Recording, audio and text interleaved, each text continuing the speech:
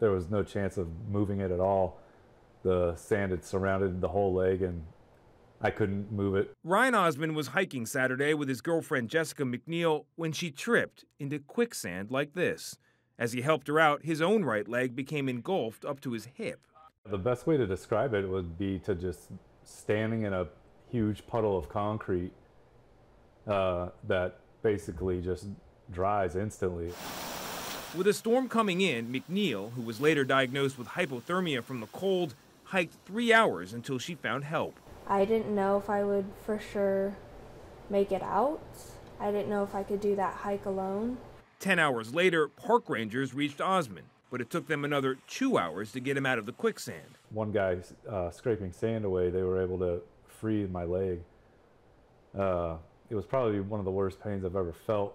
They were forced to spend the night when a winter storm brought in 4 inches of additional snow. And he's on the move.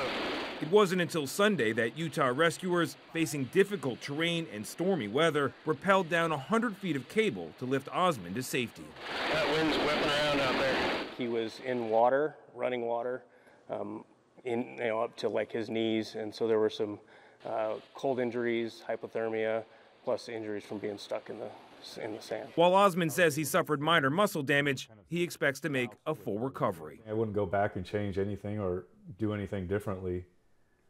It was just a freak accident that my leg hit this hole of sand.